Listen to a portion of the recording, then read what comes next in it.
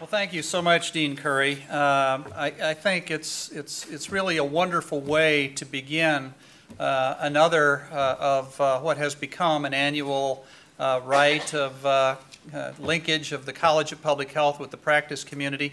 This colloquium, I think, has been going on virtually since the college was formed back in 1999. We have, over the years, been at the hospital. We've been at the Kinnick Field. We've been, I can't remember all the places that we've, I think we were in the hospital's conference room one year. This is the first year that we're in the new auditorium, permanent home of the College of Public Health.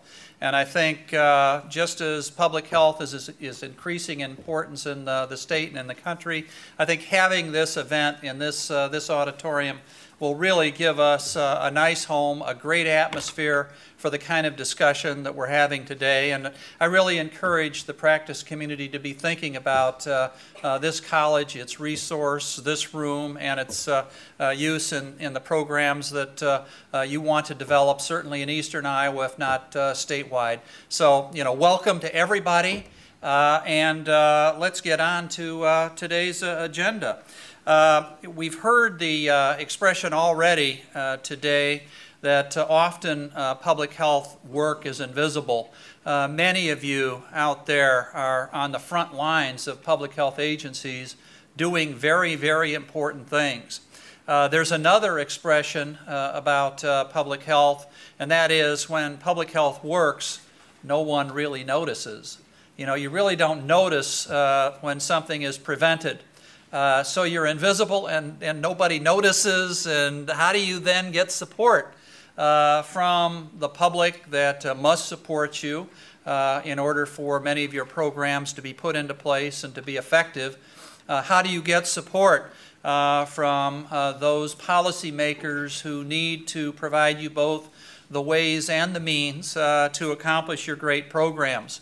Well, you do it through communication. And not just press releases and talking to one another, but really thinking seriously about the messages and how can we truly get across the important work that we're doing, the significance of the accomplishments that we're trying to achieve. Senator Tom Harkin recently put forth a call to action in the public health field saying, become a more vocal advocate for public health initiatives and budgets, and encourage citizens who benefit from public health to speak up as well. I know this is asking a lot, given that you are hard at work every day in the trenches promoting public health, but unless you raise your voices and raise awareness, so many of the gains we have made could be lost. Today we'll hear from people who have been in those trenches, and we'll hear from people who hear from people in those trenches about the public health message. They'll share some of their strategies, some of their expectations, some of their observations, and indeed even wishes about effective communication and advocacy. So that's what today's theme about. If your flight was intended for Boston, you would care to get off now. Before I turn things over to our guest speakers, though, I'd like to go over a few housekeeping items. You should have received an evaluation form at the registration desk. We ask that each of you fill it out and leave it at the registration desk, and we value your input, and we do use it to improve our offerings, and particularly in this new building. It's a period of adjustment here. If there are things that worked or didn't work, please do let us know. Next week, the Upper Midwest Public Health Training Center, affectionately known as UMTech, will release an accompanying online toolkit from this conference. It will include a video and presentation materials, as well as a number of resources for communication strategies. They'll send out email to everyone who is registered when it is available. Continuing education credit is available for nursing and public health. You should have received materials regarding this. If not, folks are in the back, eager and willing to give you those forms. And then finally, restrooms are located, the women's restrooms immediately outside this door to the right. The men's is immediately across the atrium. So feel free to exit as you will. So as I said, in kind of setting the stage, election years are important for many reasons, and most prominently amongst those reasons is the enunciation, the articulation, the development of many public policy questions. Sometimes in the hurly-burly of campaigns, things get overgeneralized. It comes down to a few talking points, and in many cases the public health message can be lost or obscured. We will not, in a very distant future, be actively engaged, certainly in Des Moines, in Washington, D.C., and state capitals around the country, in county courthouses across the state, in the discussion of what the future of the public health system will be in the state. There's natural change occurring through the business systems. There's policy change occurring through the implementation and development of new laws and programs. It's terribly important that the communications message be as developed and articulated and as effective as it can be. And we thought, therefore, this year's symposium intended to appeal both to students who live here, but also attract you, the practitioners, many of you, I think, probably coming here for the first time, to share with us, to meet our students later, but to share with us in this discussion of this important topic. We try to arrange some of the best speakers from across the state, who I'll introduce in a few moments. We also try to bring people in from the national level who can help ground us in some of these issues that are unfolding and some of these techniques that might have been applied other places or from their own personal experiences to share with us and kind of kick off the day.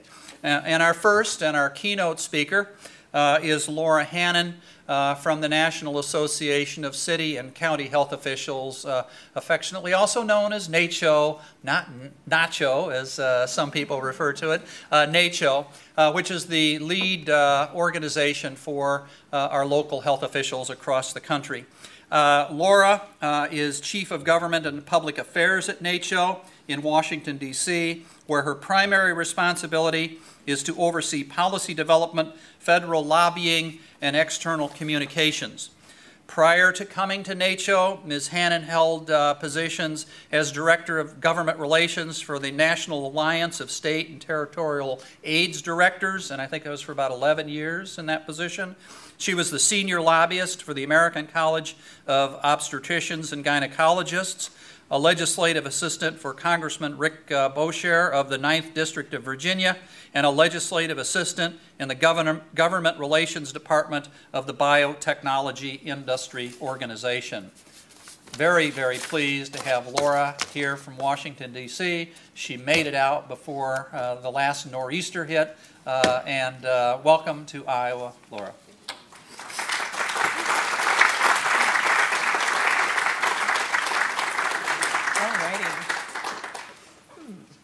Do you want me to? Yeah, we're gonna get some slides up for you. I just want to start off by thanking you all, particularly the college, for inviting me to come out and be with you all today.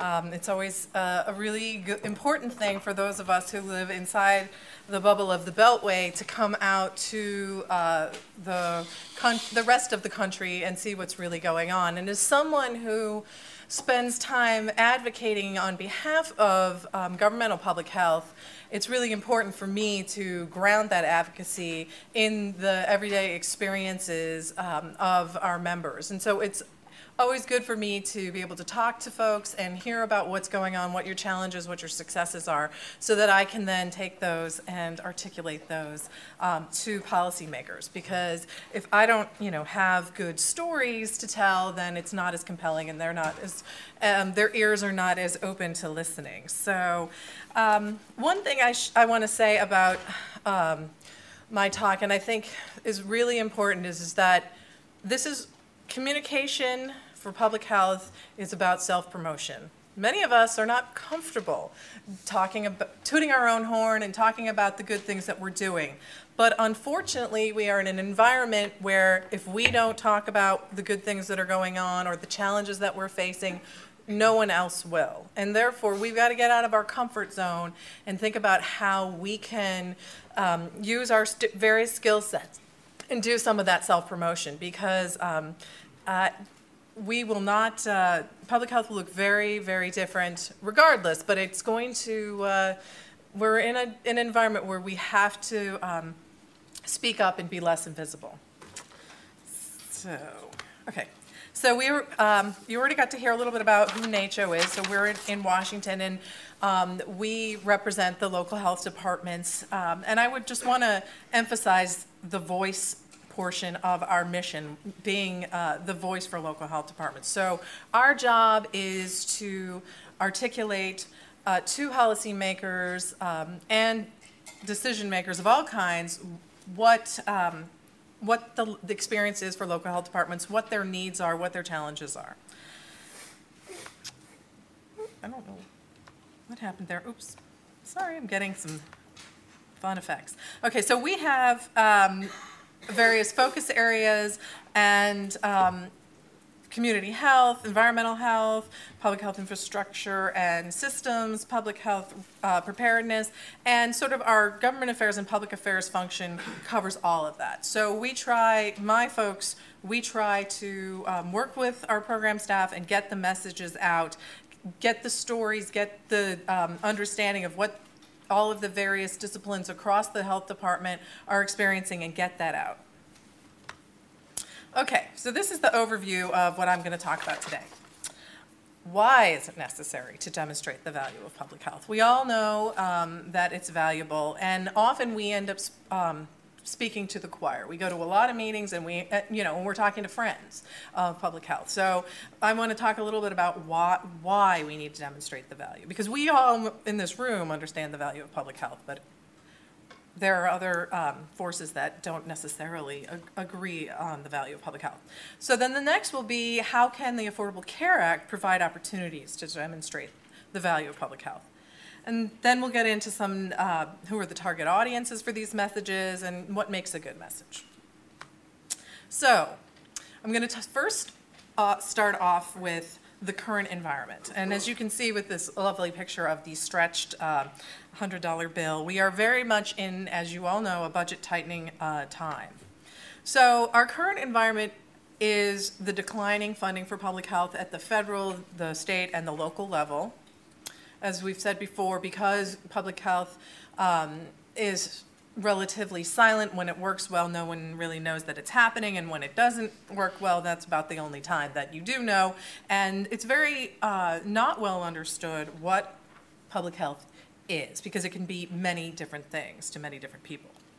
And often, people think public health is Medicaid. So I will just, I will say that we have a lot of work to do. And there's also the perception that the Affordable Care Act will fix fix things and make, will fix public health's problems in terms of its funding issues. The return on investment for public health interventions is not clear, and the deficit and debt reduction conversations that are going on at the national level are certainly going to be impacting public health.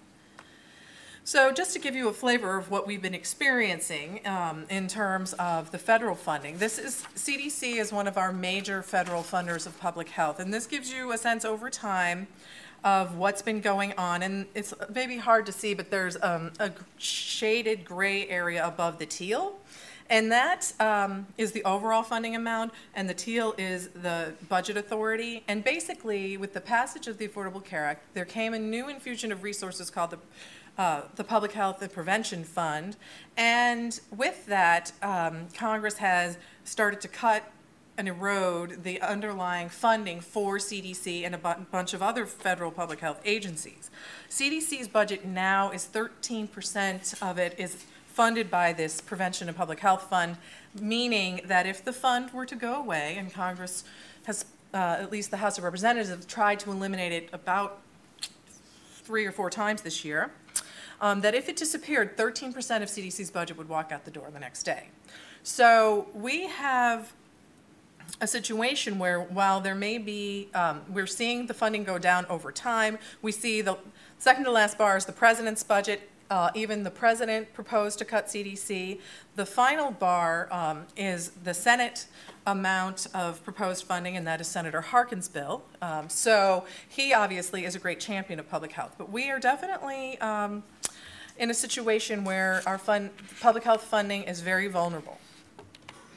So I just want to give you another example. These are the funds that go out to state and local health departments for preparedness. Since fiscal year 2004, funding has been cut almost 28%. We continue to go down, and one of the reasons we go down is because people think that we've bought our stuff. We have all that we need for preparedness. You know, we have equipment. We have vaccines. Why do we need to continue to invest in preparedness? And so we have to do a better job of articulating what it is, what it means to be prepared, how it is saving money on the response end, and really what the return on investment for these preparedness investments are. Because the first question you get is, well, what are we getting? How are we demonstrating that communities are resilient or that we are prepared? So public health, not well understood. As we've talked about it, the public health is invisible. What is public health? Is it a health department? Is it a community-based organization? Is it the hospital? Is it the Medicaid program? No one, because we use the term public health so broadly, the definition could be just about anything. And I think when it comes to messaging, you have to be very clear about what you're talking about specifically. You can't just say public health. You have to say local health departments, public hospitals, community-based organizations. You have to be talking in concrete terms. Public health is too much of an umbrella that now no one knows really what you're talking about. My job is to articulate what a local health department does. I can tell you from the experience of my members that go up to the Hill, the number one thing I ask them to do, I don't ask them to ask for money, I don't ask them to ask for support for a bill. I said the number one thing you've got to do when you go up there is say, hi, I'm from your local health department, and this is what I do to keep your community safe and healthy. Because many members of Congress and their staff haven't the foggiest idea what they do and what they're doing every single day. So the bottom line is just basic education has to begin. So our largest new investment in public health is the Prevention Public Health Fund, as I said, that Senator Harkin was very instrumental in getting into the Affordable Care Act. Well, it is characterized by its opponents as a slush fund, and when the debate was going on as the bills were being marked up in the Senate, it was a slush fund for more sidewalks and jungle gyms. So again, there's not a clear understanding of what this investment is going to get, what the Congress is buying with this funding. The other issue that we are dealing with is that the perception that policy change, whether it's at the local level or the state level or the federal level, is lobbying, which is absolutely not true. The other is that prevention interventions are the nanny state. That if we are trying to have indoor air quality laws, it's the nanny state. If we're trying to address sugar-sweetened beverages, it's the nanny state. We're telling people what to do. And we've got to we have got to do a better job of messaging around making it easier for people to make healthier choices. And so again, we've got to start defining and taking back our language so that we can explain what it is that we're doing and what kind of impact it is having on our communities. So health reform.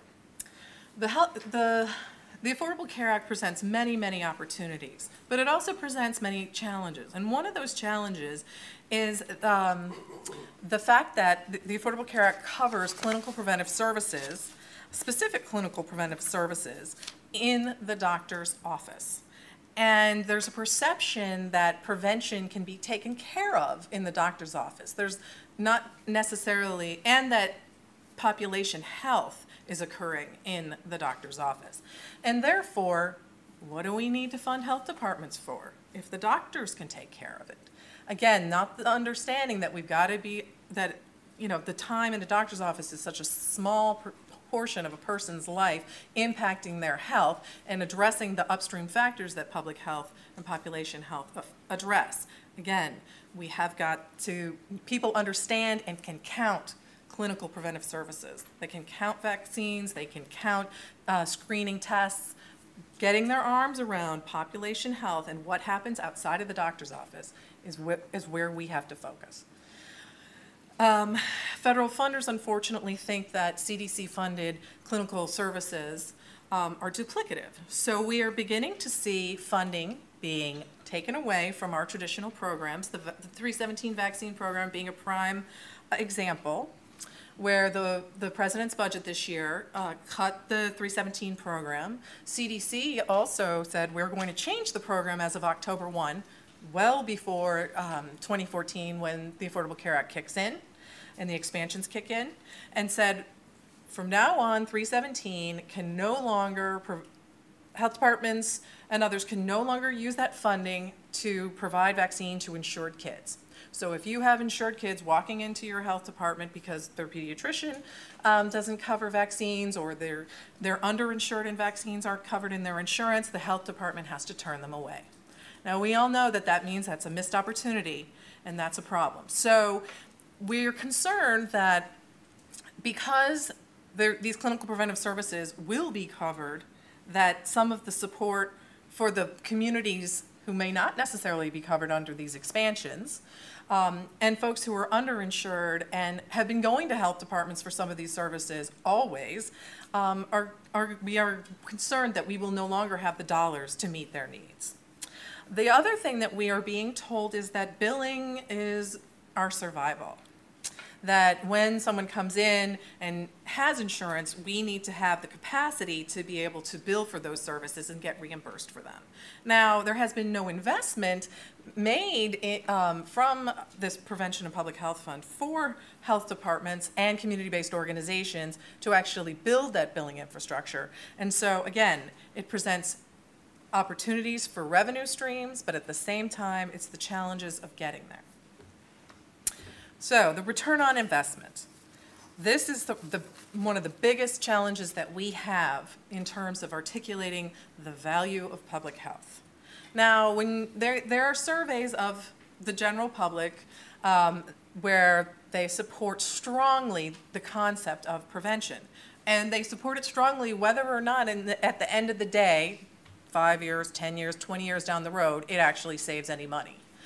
There's a strong understanding, but again, I would say that that's clinical prevention that people understand is important, and is meaning cancer screenings and your pap smear and all of that good stuff. So again, there's strong support for prevention, but that's clinical prevention, not necessarily population health. One of our challenges, again, is that investments today may not be realized for many years, and when you're talking to folks who have to make budget decisions for this fiscal year, savings that are accrued 10, 15 years out don't matter to them. They need to make the cuts now. The other challenge that we face is that we have a health system that is focused on sick care and not prevention, and you see this in the proportion of funding that goes towards prevention from the federal government versus the proportion of funding that we spend once a person is already sick. And so here we are with our less than 3% of health spending for prevention, having to substantiate its existence vis-a-vis this much larger investment in sick care. So what do we need to do? We have to use the evidence that we have, that we know exists, and we've got to get more. We've got to be working with our research partners to get more evidence on return on investment. We also need to be focusing on the upstream factors in terms of why, as if we are addressing the social determinants of health, it will pay off downstream in terms of the cost of care. Because bottom line is, when it comes to budgeteers, it's the cost of care that matters. So anything that you can do to demonstrate that you're bending the cost curve, as it were, is something that will prick up their ears, and they'll listen to you. Oh, look, I have more. Didn't even know it did that. Okay. So, return on investment. Here's just some of sort of the typical examples. But again, we've got to be getting these in into the messages that we're using, into communicating with policymakers. Again, childhood immunizations, a great bang for your buck. Spending $1, saving 27. Elderly immunizations, spending $1, saving $2.21. Child safety seats, spending $1, saving $42. Bicycle helmets, saving $48. Family planning, you spend $1, you save $4 in Medicaid family planning expenses. CDC has started putting some things up on their website around value for health and the economy and preventing disease, and they include reducing healthcare associated infections in central line associated blood infections, and also in folic acid fortification. But we need more of those. We need to continue to demonstrate what the federal government, the state government, the local government is getting for its investment. So the next thing I want to talk about is, I'm sure that you have all, the election happened, and within about 2 hours, they moved the conversation to the looming fiscal crisis, the fiscal cliff, the sequester. It's basically, we have a confluence of budget cuts that are coming on January 2nd next year. Tax rates will increase if nothing is done. Unemployment benefits will end for certain folks. And so there's a whole confluence of things that are going to happen. And so this lame duck session, Congress needs to deal with this, or maybe punt and deal with it early in the new year. But we're looking down the barrel. If nothing happens, we're looking down the barrel of an 8% cut across the board to non-defense spending, including public health. And the Association of State and Territorial Health Officials did an analysis of what that would mean for public health. So this chart illustrates for you what an 8.4% cut would mean to these major agencies and some of these specific programs at EPA. And these are big dollars. So we are very concerned about what will happen if these cuts actually go into effect. So again, with ASTO's analysis, federal funding, federal public health spending would be cut by $2.5 billion. Or I'm sorry, let me back up. Federal public health spending has already been cut by $2.5 billion from FY 2010 to FY 2012. We have, we're already under the knife, and these cuts would be in addition to that. So the federal cuts coming on January 1 could potentially cut states from the range of 3.5 million in North Dakota to 150 million in California. Obviously, it really just depends on the size of your state and how much money you get, but we're talking big money. So, using the ACA to increase the value of public health. The ACA is the law of the land. The election, I think, decided that issue, that the law is going to go full steam ahead. Yes, there continue to be some legal challenges going through the courts, and you will continue to see some actions in the House of Representatives to try to overturn some of the provisions, but they will be merely, they won't make it out of the House, so it'll just be purely messaging legislation. But the ACA allows us to get out, make new friends, and get folks to understand the value of public health. What can we bring to the table, particularly the clinical care side of the world? What can we bring to the table to help you do a better job, and what can you bring to the table to help us do a better job? And this means, again, it's about getting, and we work long hours, we're very busy, but at the same time, we've got to be building these relationships for a whole host of reasons. One is that these folks, there are things that we can do together to impact the outcomes for people in terms of their health. But it's also getting these folks to understand the value of public health so they can be a third-party validator and defend public health when public health is on the chopping block. Because unfortunately, sometimes these folks, their voices are heard more strongly with some legislators than, say, a local health official.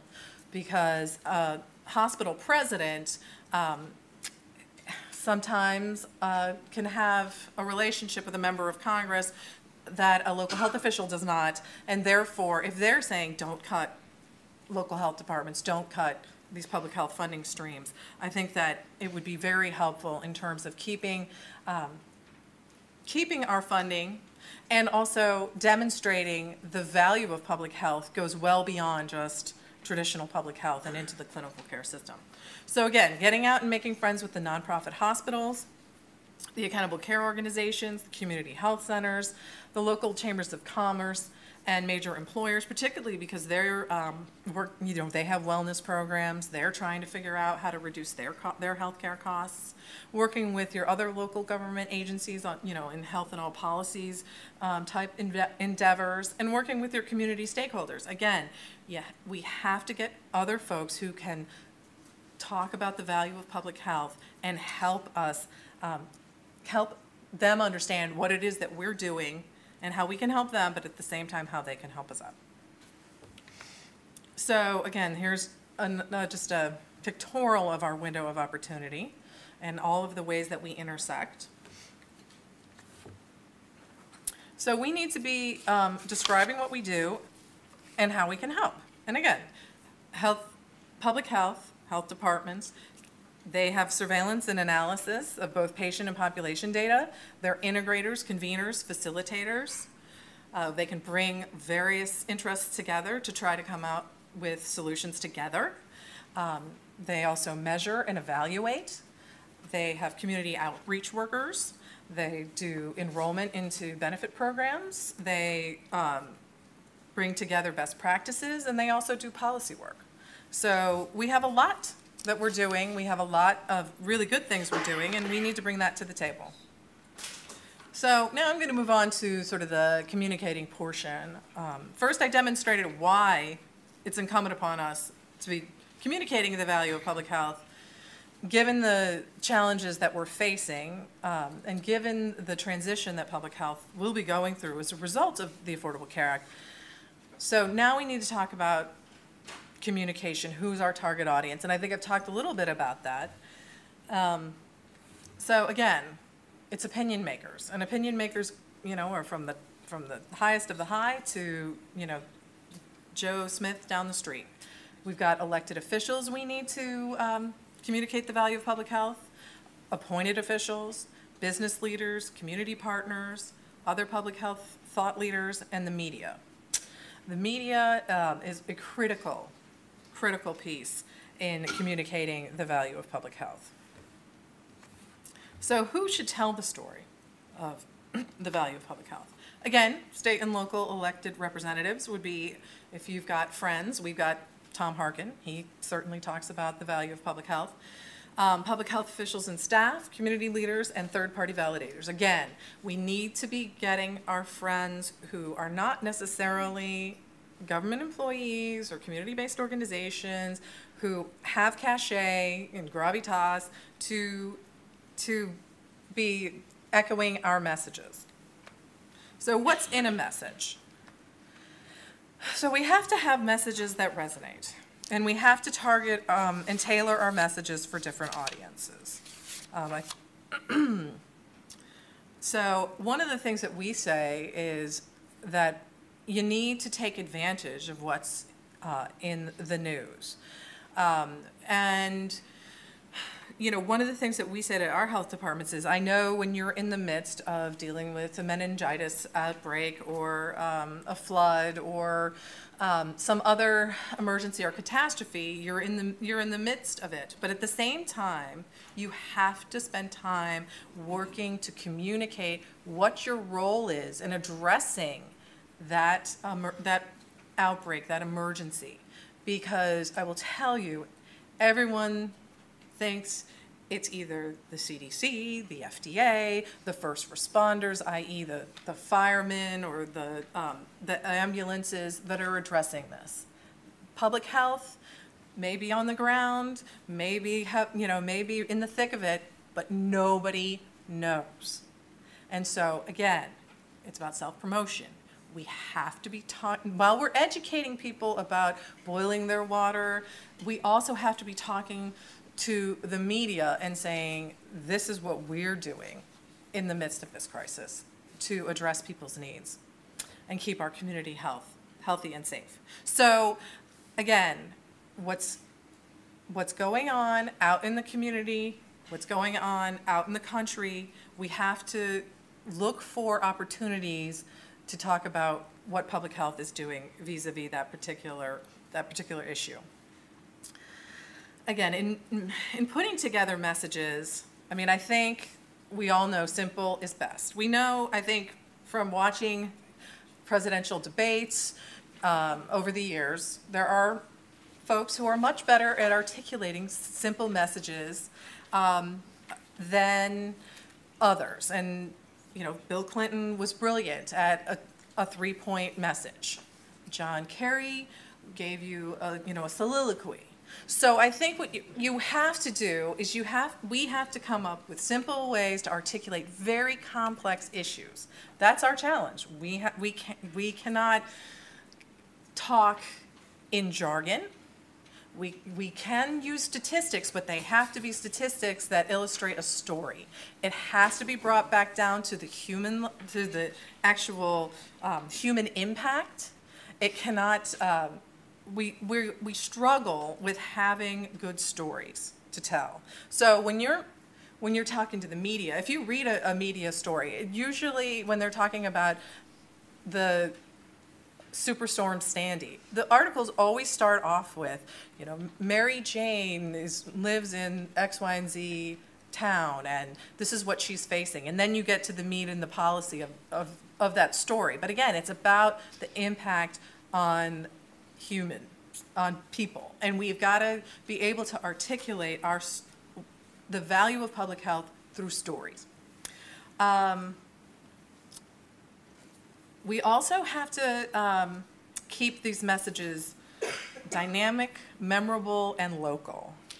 Everybody wants to know what's going on in their community. It's fine what's going on in Nevada, but I would imagine that folks in Iowa want to know how this is impacting Iowans. And the more local that you can get, the better. So the other issue is that when you frame a message and you frame a story, it has to answer so what. A lot of us think, I've got this great story to tell, and you're tooting your own horn, but at the same time, you have to answer, so what? What's the message that you want to get across in this? Because I think the challenge is you think, I've got this program, it's doing this great thing, but has it reduced childhood obesity? Has it reduced maternal mortality? You've got to talk about the impact. As I said, don't bury your message in details or jargon. People don't understand public health speak. And if we use public health speak, they just go to sleep. Again, stories, better than statistics. Simple messages. The other thing is, while we are facing challenges, we don't always want to dwell on too much on the problems. We can articulate a problem, but we also have to move on to the solution, the potential solutions, what could be accomplished, and how much it's going to cost. Because if we're always singing a negative song, it's a real turnoff. And so I think the thing is, we can talk about the challenges that a community is facing, but at the same time, we have to put a positive spin on what the potential for change can be. Okay, so different types of stories that resonate. We have the success stories to substantiate the continued investment in public health. So again, we want to talk about this funding that we received for X was allowed us to make these major changes, and therefore it has resulted in the following. So innovation stories demonstrate public health ability to adapt to challenges. So our program was cut by X amount of money. It forced us to redesign it and look at it in a different way, and therefore now we have been able to do the following. That sometimes in hardship we actually become more creative and get better results. And then there's the times when you just have to talk about how you're doing less with less, and talk about what you are no longer able to do. And this last one is the hardest thing, because nobody wants to talk about what they can no longer do. One of the things about public health is we're scrappy, and we are going to take whatever money we get and resources we get and FTEs we get, and we are going to work hard, and we're going to make it happen to the best of our ability. And the problem is that if no one sees the impact of the cuts, they're going to keep on cutting you. If no one understands what hasn't happened as a result of that cut, they'll keep cutting you. And so, unfortunately, no one wants to talk about the doing less with less, and particularly those people who, from a political perspective, mayors don't like to hear these things, governors don't like to hear these things, county commissioners may not like to hear these things, but sometimes we have to say it, because otherwise, there are negative consequences for the folks that we're trying to help. So this is just an illustration of pictures. A picture can say, sometimes a lot more than a story. And, this was obviously an H1N1 clinic, and I think that we have to not only have our we have our verbal stories, but we have to have our visual stories as well. We have to, this is public health in action, and we've got to be able to show through visuals and what are they, not the infocons, but what are they called? You're using all sorts of different ways to articulate messages that can be very illustrative and very simple. But I think we've just got to get more in the habit of taking photos when we're in the midst of a crisis, so that we can then later on actually show what we've been up to.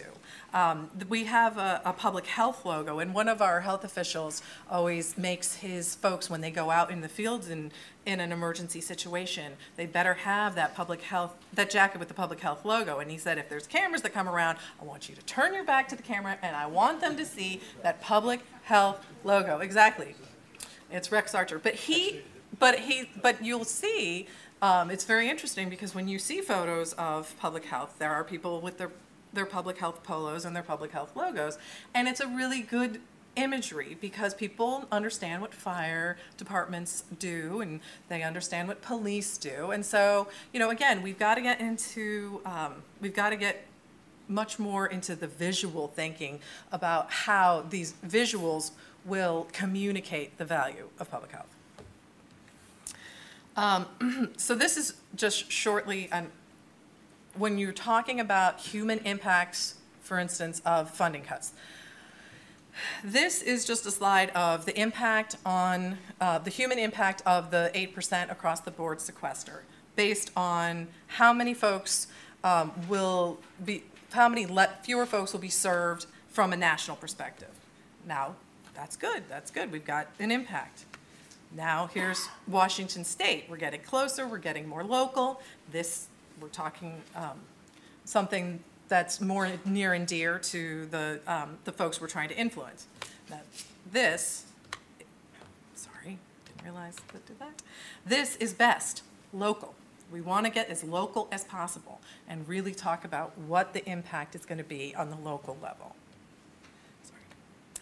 Okay, and I think this is last. Yes, 2 slides. Educating the media. Again, critically important. The media can be so helpful in communicating the value of public health. They educate policymakers, community partners, and the public, obviously. But again, the media has to find your story, your news, compelling. We tend to think that whatever great project or award we've gotten, then, that we need to do a press release and it's going to get picked up. But that's not necessarily the case. We've got to get to know our local media. We need to bring them in. We need to find out from them what they think is most interesting, what they want to hear about, what they would like to know more about and be educated about. And I'd say the local outlets are critical. We're not going to get an op-ed in the New York Times. So we need to make sure that the local outlets know who we are and build relationships if there is a health reporter or whomever is covering the health beat. And again, federally elected officials look at their local papers. They have a staffer who goes through the clips every single morning in a congressional office and puts those clips in front of the member from the local papers. So again, getting it in the local papers and on the local outlets is key. Now this I cannot emphasize enough. Choosing your appropriate message delivery tools. You should use more than one, and social media is so underutilized. I have to tell you, reporters have told us, we don't even look at press releases, and don't even email us, just tweet us. Like, the world has changed, and the way that people get their information has changed. And it's a challenge because there are many people in their day-to-day job who are prohibited from tweeting, or there's a very sort of convoluted channel through which you can tweet, or you can Facebook, or you can LinkedIn. But again, we've got to get more sophisticated, because I'll tell you, by the time we catch up with Twitter and LinkedIn and Facebook, we'll have moved on to a completely different modality. So again, we've got to be using social media because everybody else is, and they're getting really sophisticated about it, and it's a way for us to communicate our value and to be present in a place where a lot of people are. And a lot of people, got rid of their landlines, have their smartphones, and so we need to engage them where they are. I will just illustrate an example. It was Halloween, took a photo with my phone of my son in his fireman outfit, and we tweeted the photo to all of younger people of a certain age, and we emailed the photo to older relatives. So again, you have to be thinking, how do people receive their information? And you got to meet them where they are. And so again, that's unfortunately we have to be thinking about all the different ways that people, receive stuff, And so I think it's really important for us to be thinking about communication modalities beyond what we have been doing for years and years and years. So we need to be, this is, just a little cartoon. We in public health need to be ready for whatever comes next. And we know that it's changing, and we know it's transitioning. So whatever sector of public health that you represent, challenges are coming. There's challenges ahead, but we need to be ahead of the curve. We need to be thinking about it. And we have to take advantage of the opportunities that are presented to tell our story. Our good work, unfortunately, does not speak for itself. We have to be the one promoting it. So with that, I thank you, and do we have time for questions? Well, we can take a couple questions. Yeah. Any questions or observations or comments from anybody? Don't be shy. After all, the word that stuck with me from this presentation is, you are all scrappy. And I consider myself scrappy too. So. Okay. It doesn't. Doug Beardsley. Of course, Doug's going to say something. Getting back, it was something earlier. You were talking about in the prevention fund, that some people think it's a slush fund for playgrounds and jungle gyms or sidewalks and jungle gyms. Mm-hmm.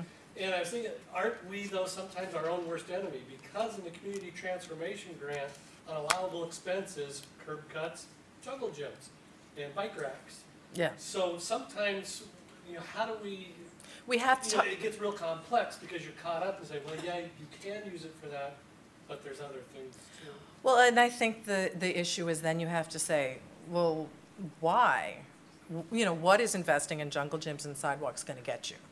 I mean, I think our problem is that, again, that folks think folks don't understand, and you have to, I mean, it's not obvious to some folks that kids don't necessarily have safe routes to school, that don't have places to play in their neighborhood. And so sometimes, many of our elected officials don't necessarily live in the same reality as the rest of the country. And so sometimes you have to get that basic and explain to them and their staff why these investments need to be made. Because maybe they did grow up in a community that had lots and lots of jungle gyms and bike paths, et cetera. But we need to do a better job of connecting what the impact of an investment like that is going to have and tie it to the public health concern that we're trying to address.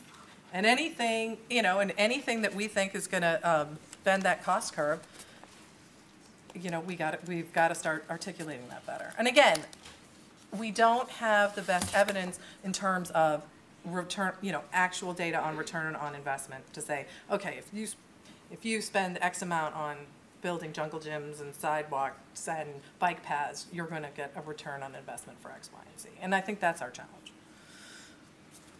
Back here, Jeannie? I'm Jeannie Lee with the Iowa Public Health Association, and I just was delighted to see you using ROI. That's something you've had to learn to message in Iowa. What's the bottom line? How's this going to help businesses grow? That sort of thing. And I just wanted to share with everyone that the theme chosen for National Public Health Week Yes. for 2013 is return on investment.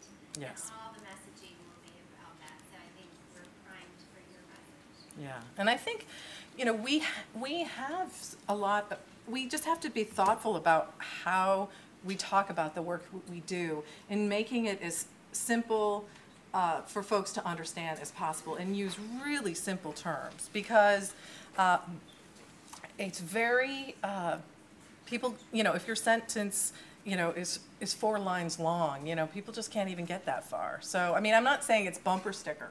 We can be a little bit more than that, but maybe no longer than a tweet.